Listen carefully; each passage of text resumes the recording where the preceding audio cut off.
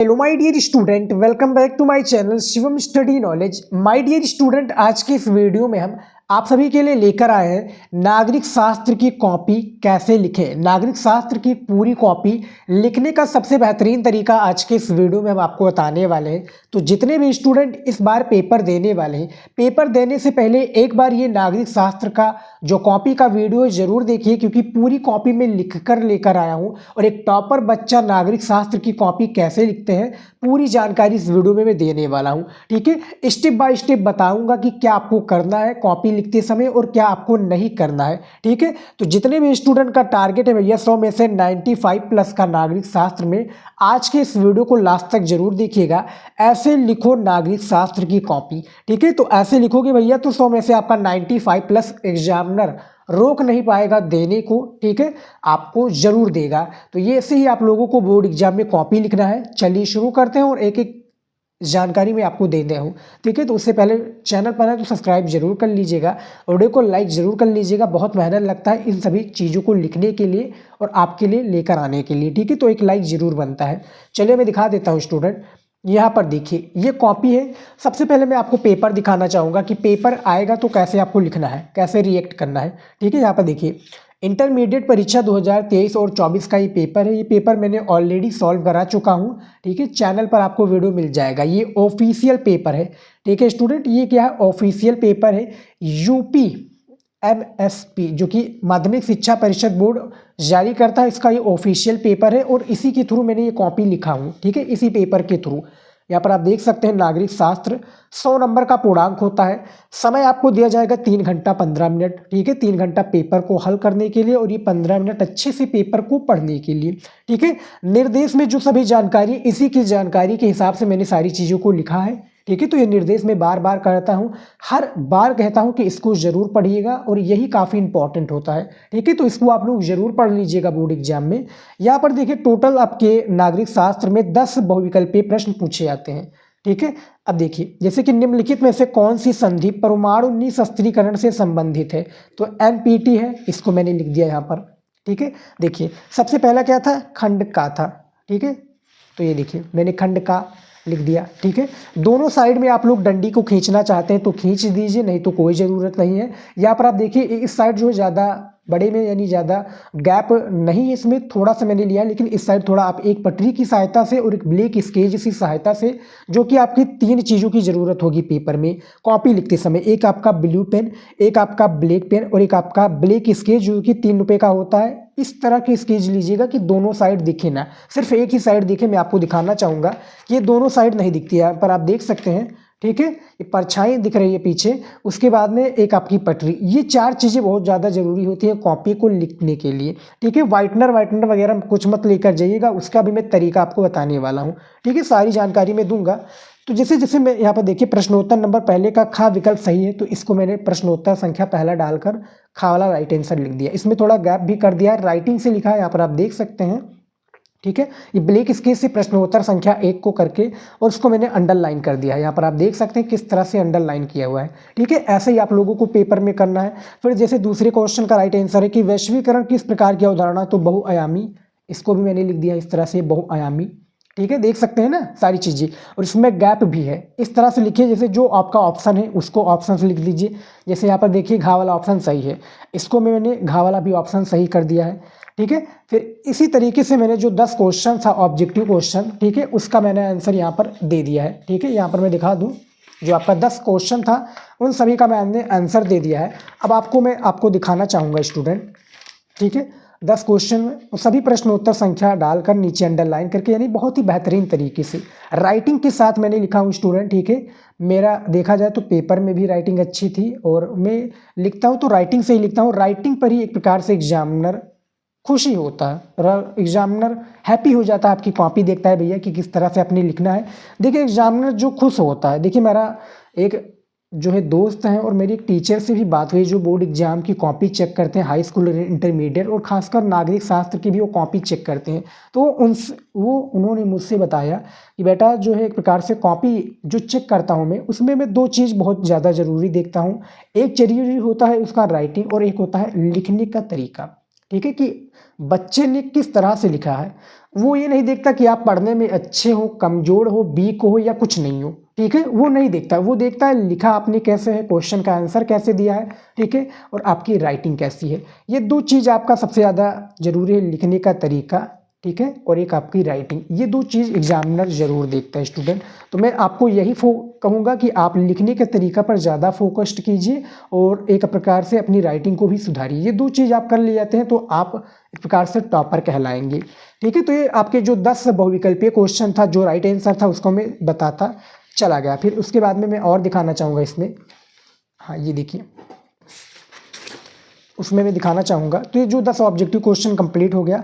अब हमारा आ गया अति लघु उत्तरीय प्रश्न, ठीक है। 2 नंबर का एक क्वेश्चन होता है। टोटल आपके पेपर में कितने 10 क्वेश्चन पूछे जाते हैं, ठीक है। तो एक लाइनों में इसका आंसर देना होता है। आपको मैंने शुरू में ही बताया था कि निर्देश को पढ़ लीजिएगा, ठीक है। तो निर्देश के हिसाब से मैंने सारे क्वेश्चन का आंसर दिया है। तो यहाँ पर देखिए, सबसे पहला क्वेश्चन पूछा गया कि सुरक्षा से क्या तात्पर्य है।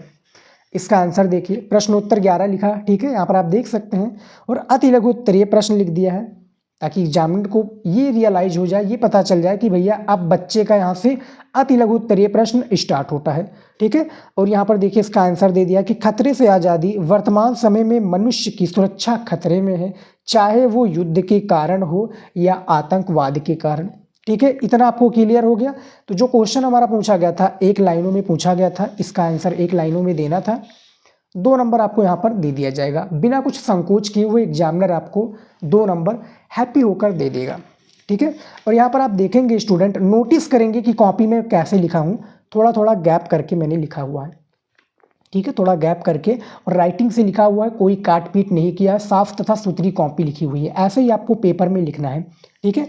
आगे भी मैं आपको दिखाना चाहूँगा कॉपी को, पूरी में कॉपी दिखाऊँगा आपको, ठीक है, ताकि आपको सारी जानकारी मिल सके, ठीक है।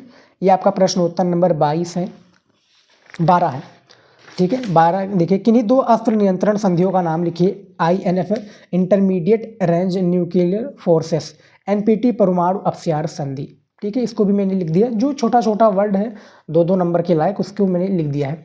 प्रश्नोत्तर संख्या 13 है।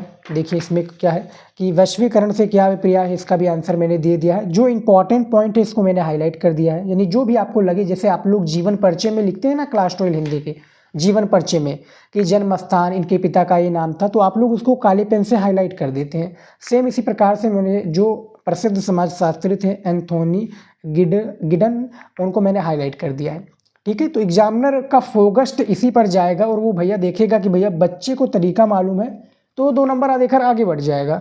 यही एक टॉपर बच्चा भी करता है, क्योंकि जैसे जो मैंने आपको बताया कि मुझसे मेरा एक दोस्त है जो कॉपी चेक करता है, कि टीचर से मुझे बात हुई है, मेरी मुलाकात उनसे भी हुई है, तो मैंने इन्हीं सब टॉपिक के बारे में उनसे पूछा है और वो यही सब टॉपिक बताते हैं कि भैया बच्चे की कॉपी में ये होना चाहिए, तो वो टॉपर की तरह रिएक्ट करेंगे और अच्छा नंबर उनको देंगे स्टूडेंट, ठीक है।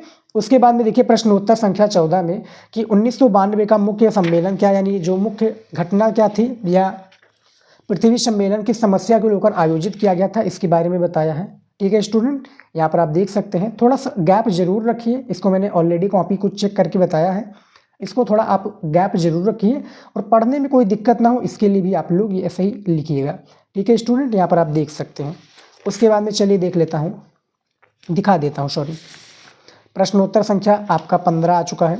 ये देखिए कि साक्षी संपदा का क्या अर्थ है, ये देख सकते हैं प्रश्नोत्तर संख्या 15 में कि साक्षी संपदा का ये अर्थ है। थोड़ा थोड़ा शब्दों में मैंने अच्छे से राइटिंग से लिखा है, ठीक है। मान लीजिए कि कोई वर्ड गलत हो जाता है, जैसे कि मैंने आपको बताया कि आप व्हाइटनर का प्रयोग मत कीजिएगा। अब क्यों नहीं करना, देखिए मान लीजिए कि प्रथम आपका गलत हो जाता है, तो इस तरह से आप नीले पेन से या जो पेन यूज कर रहे होंगे तो उसी से एक लाइन ऐसे ड्रॉ कर देंगे, एग्जामिनर को देख जाएगा।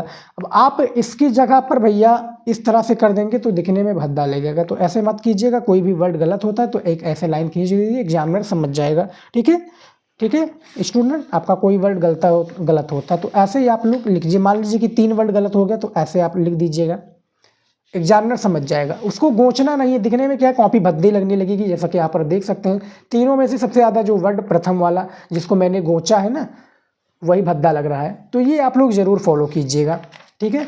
ऐसे ही मैंने जो है आपके 10 जो क्वेश्चन था उसका आंसर मैंने दे दिया है, ठीक है, यहाँ पर देख सकते हैं राइटिंग से लिखा है, खूबसूरत राइटिंग है, मतलब मेरी राइटिंग नहीं, आपकी भी खूबसूरत राइटिंग होगी, लेकिन अच्छे से राइटिंग से कॉपी को ज़रूर लिखिएगा। ठीक है, अब चलिए दिखा देता हूँ मैं अगला पॉइंट। ठीक है, ये देखिए स्टूडेंट, ऐसे ही मैंने 10 क्वेश्चंस को लिख डाला है। अब हमारा आ चुका है जो कि नागरिक शास्त्र में लघु उत्तरीय प्रश्न 1 आता है, जो कि 6 क्वेश्चन होता है, 5 नंबर का प्रत्येक क्वेश्चन पूछा जाता है। 21 नंबर जो क्वेश्चन पूछा गया था, इसका आंसर भी मैंने दिया हुआ यहाँ पर आप देखिए। ठीक है, 50 शब्दों में इसका आंसर देना होता है। ये देखिए, अब यहाँ से हमारा लघु उत्तरीय प्रश्न 1 स्टार्ट होता है। तो भैया एग्जामिनर को हमें क्या बताना है कि सर हमारा यहाँ से लघु उत्तरीय प्रश्न 1 स्टार्ट होता है, क्योंकि उसको काफ़ी कन्फ्यूजन होता है। ठीक है, अब जहाँ पर देना होता है 21 नंबर क्वेश्चन को, वो समझेगा भैया कि ये 2 नंबर का लायक क्वेश्चन है, या वो देखेगा 3 नंबर या 4 नंबर का लायक है। तो आप उसी हिसाब से रिएक्ट कीजिए जिस तरह से निर्देश में दिया हुआ है। निर्देश में फिर एक बार आपको अच्छे से दिखा देता हूँ। ठीक है स्टूडेंट, ये देखिए, इसीलिए मैं हर एक पेपर में जो मैं न्यू पेपर का वीडियो बनाता हूँ, इसीलिए मैं कहता हूँ कि आप लोग जरूर पढ़ लीजिएगा। सभी प्रश्न अनिवार्य हैं। प्रश्न संख्या 1 से 10 तक बहुविकल्पीय प्रश्न है, इतना क्लियर हो गया। प्रश्न संख्या 11 से 20 तक अति लघु उत्तरीय, जिनका प्रत्येक उत्तर 10 शब्दों में यानी एक वाक्य में देना है। फिर प्रश्न संख्या 21 से 26 तक लघु उत्तरीय प्रश्न 1 है, जिनका प्रत्येक उत्तर 50 शब्दों में देना है। ठीक है, वही मैं यहाँ पर कर रहा हूँ। ठीक है स्टूडेंट, यहाँ पर आप देख सकते हैं, और इसको मैंने कितने बेहतरीन तरीके से कितने पॉइंट में लिखा है। जैसे यहाँ पर क्वेश्चन देखिए, पूछा गया है कि संयुक्त राष्ट्र संघ का निर्माण कब किया गया। ठीक है, तो ये देखिए, संयुक्त राष्ट्र संघ की सर्वप्रथम यहाँ पे देखिए स्थापना 1945 में हुई। इसकी स्थापना 51 देशों द्वारा संयुक्त घोषणा पत्र पर हस्ताक्षर करने के साथ हुई। ठीक है, इसी तरीके से क्वेश्चन आपका पूछा गया है, और यहाँ पर देखिए कि इसकी किन्हीं 2 विशिष्ट संस्थाओं के नाम लिखिए और उनके कार्यों के बारे में बताइए। तो 2 विशिष्ट संस्थाओं के नाम हैं विश्व स्वास्थ्य संगठन यानी WHO, वर्ल्ड हेल्थ ऑर्गेनाइजेशन, इसका मुख्यालय कहाँ पर स्थित है, जिनेवा स्विट्जरलैंड। दूसरा है संयुक्त राष्ट्र संघ विकास कार्यक्रम UNDP, ठीक है, यूनाइटेड नेशनल फिर डेवलपमेंट प्रोग्राम शायद, ठीक है, ये संयुक्त, जी बिल्कुल हाँ सही है, यूनाइटेड नेशनल डेवलपमेंट प्रोग्राम। ठीक है, यहाँ पर आप देख सकते हैं इसका भी क्या अर्थ है। ठीक है, तो आपको 50 शब्दों में लिखना है, 50 शब्दों में पर्याप्त है, राइटिंग भी अच्छी है, और यहाँ पर आप देख सकते हैं हाईलाइट करके कितने बेहतरीन तरीके से लिखा गया है। आप जो भी पॉइंट के थ्रू लिखिएगा ऐसे ही बोर्ड एग्जाम की कॉपी में भी लिखिएगा, कॉपी में मतलब ऐसे ही आपको सारी चीज़ें लिखना है स्टूडेंट। यहाँ पर आप देख सकते हैं, ठीक है, लघु उत्तरीय प्रश्न 50 शब्दों में भी लिख रहा है और काफ़ी अच्छा लग रहा है। ठीक है, देख सकते हैं, थोड़ा दूर दूर आप लिखिएगा जैसे यहाँ पर लिखा हुआ है। ठीक है, आप वीडियो में देख सकते हैं, क्लियर देख सकते हैं स्टूडेंट कि कितना अच्छे से लिखा हुआ है, और आप दूर से भी सारे वर्ड को यानी सारे अक्षरों को पढ़ सकते हैं, सारे शब्दों को पढ़ सकते हैं, कोई दिक्कत आपको नहीं होगी। ऐसे ही एग्जामिनर को भी दिक्कत ना हो, इसीलिए आपको ऐसे ही लिखना पड़ेगा कॉपी में। मैं नागरिक शास्त्र की कॉपी का मैं बात कर रहा हूँ, जो मैं अदर सब्जेक्ट की मैं लेकर आऊँगा तो उसकी भी मैं बात करूँगा स्टूडेंट। फिलहाल आप नागरिक शास्त्र की कॉपी कैसे लिखते हैं उस पर आप वीडियो देख सकते हैं। ठीक है, ये वीडियो इंपॉर्टेंट है। उसके बाद में देखिए 22 नंबर क्वेश्चन कि भारत के नागरिक के रूप में भारत के, यहाँ पर देखिए, भारत की राष्ट्र संघ में स्थायी सदस्यता क्यों होनी चाहिए, इसके पक्ष की में 2 तर्क दीजिए। इसके पक्ष में हमें क्या 2 तर्क देना है बेसिकली, 5 नंबर का ये भी क्वेश्चन है। अब ये देखिए प्रश्नोत्तर संख्या 22 से यहाँ से मैंने क्वेश्चंस को स्टार्ट कर दिया है। अब यहाँ से आप नहीं भी स्टार्ट कर सकते हैं, स्टार्ट कर भी सकते हैं, लेकिन फिलहाल मैंने ये गलती कर दी है, आप लोग गलती ये मत कीजिएगा। ठीक है, यहाँ से आप मत स्टार्ट करके यहाँ से स्टार्ट कीजिएगा। ये देखिए, यहाँ से आप लोग स्टार्ट कीजिए, प्रश्नोत्तर संख्या यहाँ से लिखिएगा, और आप सीरियल से आप सारी चीज़ें लिखते चली जाइएगा। जैसे कि ये मैंने लिखा, इसमें भी 4 पॉइंटों को इंक्लूड किया है। ठीक है, बाकायदा कोई इसमें वो नहीं है, यानी हेडिंग्स नहीं है, यानी कुछ इसमें बताया नहीं गया है। ठीक है, तो इसीलिए मैंने 4 पॉइंट इसमें बताए गए थे। चारों पॉइंट को बहुत ही बेहतरीन तरीके से अच्छे से राइटिंग से लिखा हुआ है। ठीक है, ये लघु उत्तरीय प्रश्न 1 की अभी फिलहाल बात हो रही है, यहाँ पर आप देख सकते हैं, और जो भी पॉइंट मुझे हाईलाइट के लायक लगने लगता है उसको मैं हाईलाइट कर देता हूं। और आप प्रश्नोत्तर संख्या जब भी डालिए उसको आप हाईलाइट जरूर कर लीजिए, और जब भी लिखिए आप कोई ऐसे मतलब बोल्ड पेन से लिखिए, एक प्रकार से जो बहुत ही चटक दिखे। ठीक है, दोनों साइड भी ना दिखे एक प्रकार से। यहाँ पर आप देख, जैसे प्रश्नोत्तर संख्या 23 दिया हुआ है ना, अब यहाँ पर आप देखेंगे कि ये दोनों साइड नहीं दिख रहा है। ठीक है, ये वाला आपका 2022 प्रश्न संख्या 22 है, अब यहाँ पर देखिए नहीं दिख रहा है। तो ऐसे आप पेन का उपयोग कीजिए। अब आप काफ़ी स्टूडेंट कहेंगे कि सर क्या ब्लैक स्केच का प्रयोग कर सकते हैं? जी हाँ कर सकते हैं, लेकिन ऐसे मत कीजिएगा जो ब्लैक स्केच क्या है आपकी कॉपी को बर्बाद कर दे। ₹3 वाला पेन आता है, उसको पहले घर पर आप प्रयोग कर लीजिए, थोड़ा 1-2 पेज लिख लीजिए उससे, मतलब उसको प्रश्नोत्तर हेडिंग वगैरह डालकर आप प्रीवियस ईयर पेपर को सॉल्व करेंगे तो उसमें आपका काम आ जाएगा। लेकिन पेपर में आपको क्या करना, उसको मतलब इस तरह से लेकर जाना है कि दोनों साइड दिखे ना और अच्छे से आप लिख पाओ और उसमें रुकावट ना आए, ठीक है। ऐसे आप पेन का प्रयोग कीजिएगा। ₹3 वाला पेन प्रयोग कीजिएगा। मैं उस पर भी एक वीडियो जल्द ही लेकर आने वाला हूँ। फिलहाल आप इस पर देखिए कि कॉपी कैसे लिखी जाती है, पूरी कॉपी, ठीक है। पूरी कॉपी में लिखकर आपको बता रहा हूँ। तो ये पूरी कॉपी है, यहाँ पर आप देख सकते हैं। प्रश्नोत्तर संख्या 23 भी है और इसमें 24 भी प्रश्न संख्या है। यहाँ पर देखिए, जैसे मान लीजिए कि आपका बड़ा पैराग्राफ में आपको लिखना है, आंसर देना है, तो ये देखिए कितने अच्छे से लिखा है कि एक पार्टी की प्रभुत्व के दौर से गुजरने वाला भारत ही एकमात्र नहीं है। जो हमारा क्वेश्चन पूछा गया 24 नंबर, ये देखिए कि स्वतंत्रता प्राप्ति के पश्चात एक दलीय प्रभुत्व प्रणाली का भारतीय राजनीति पर क्या प्रभाव पड़ा, स्पष्ट कीजिए। अब इसको थोड़ा हमें लंबे पैराग्राफ में लिखना था, तो यहाँ पर आप देख सकते हैं कि गुजरने वाला भारत की एकमात्र नहीं है। बाकी देशों में एक पार्टी के प्रभुत्व और भारत में एक पार्टी के प्रभुत्व के बीच एक बड़ा भारी अंतर है। कुछ देशों जैसे चीन, क्यूबा और सीरिया के संविधान में सिर्फ एक ही पार्टी को देश के शासन की अनुमति दी गई है। कुछ और देशों जैसे म्यांमार, बेलारूस और यहाँ पर देखिए इरिट्रिया में एक पार्टी का प्रभुत्व कानूनी और सैन्य उपायों के कारण स्थापित हुआ, ठीक है। यहाँ पर समझ में आ गया। भारत का उदाहरण बहुत कुछ दक्षिण अफ्रीका से मिलता जुलता है। कांग्रेस पार्टी की इस असाधारण सफलता की जड़ी स्वाधीनता संग्राम की विरासत में है, ठीक है। तो इस तरह से आप लोग थोड़ा लिखिएगा। 5-5 नंबर का है भैया। 50 शब्दों में देखने में भी लगता है कि भैया 50 शब्दों में बच्चे ने लिखा है। अब यहाँ से हमारा स्टूडेंट स्टार्ट होता रहता है लघु उत्तरीय प्रश्न 2। ये देखिए, आपके नागरिक शास्त्र में टोटल 4 क्वेश्चन होते हैं।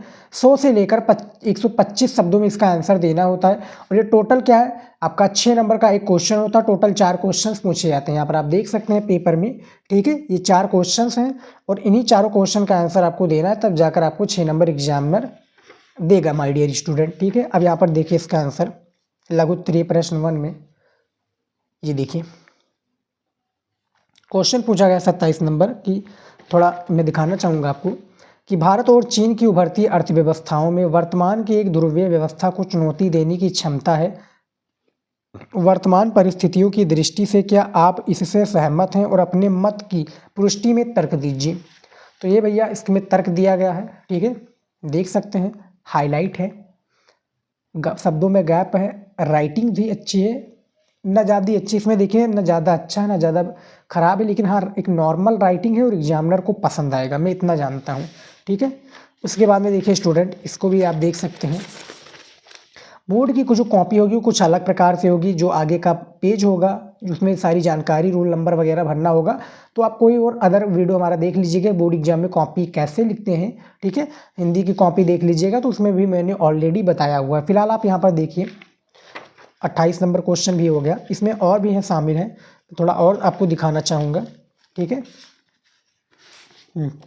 ये देखिए स्टूडेंट, आपका 29 नंबर क्वेश्चन भी आ गया सेम, ठीक है। इसमें अब यहाँ से हमारा स्टूडेंट स्टार्ट हो जाता है। मैं थोड़ा दिखाना चाहूँगा 29 नंबर क्वेश्चन के बाद में अब हमारा यहाँ से स्टार्ट हो जाता है दीर्घ उत्तरीय क्वेश्चन। तो उसको भी मैं दिखा देता हूँ आपको।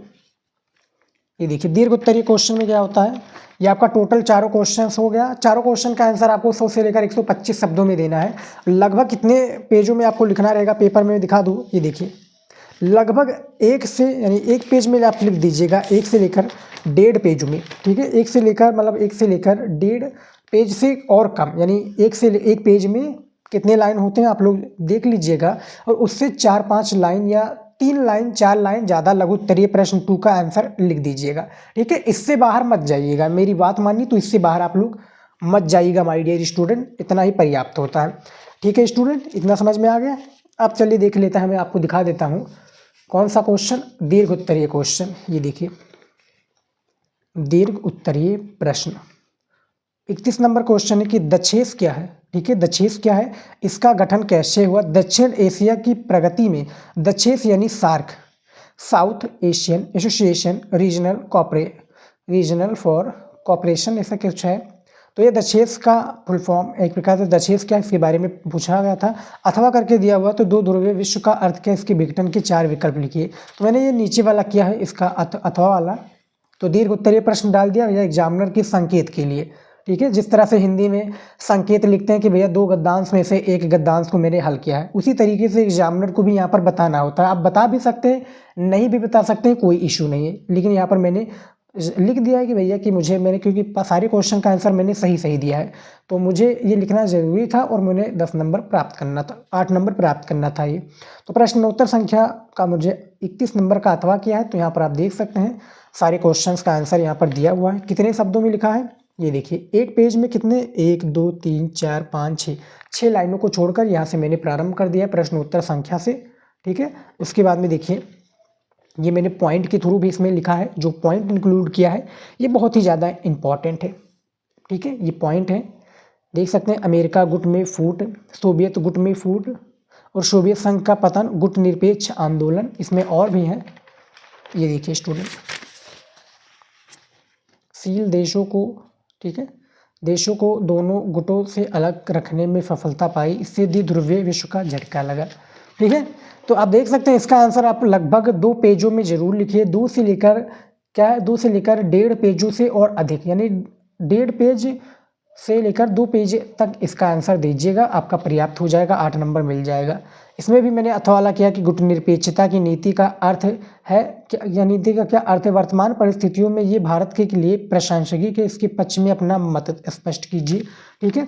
तो ये भी आपका माय डियर स्टूडेंट कितने नंबर का आ जाता है, ये भी आपका 8 नंबर का हो जाता है। तो इसमें भी आपको 1.5 से लेकर 2 पेजों में इसका आंसर देना है और ऐसे ही आप लोगों को लिखना है। पेपर के थ्रू आप लोग जो 15 मिनट दिया जाता है इसको आप लोग ज़रूर उपयोग कीजिए और मॉडल पेपर को जल्दी से जल्दी और ज़्यादा से ज़्यादा सॉल्व कीजिए, ठीक है। मैं वीडियो बनाया हुआ है चैनल पर, आप लोग देख लीजिएगा।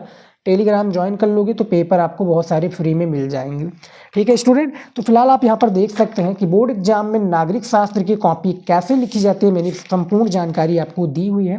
पेपर में ऐसे ही कॉपी लिखोगे संपूर्ण नागरिक शास्त्र की तो आपको पूरा एक अच्छा नंबर दिया जाएगा स्टूडेंट, ठीक है। तो फिलहाल इस वीडियो में इतना ही।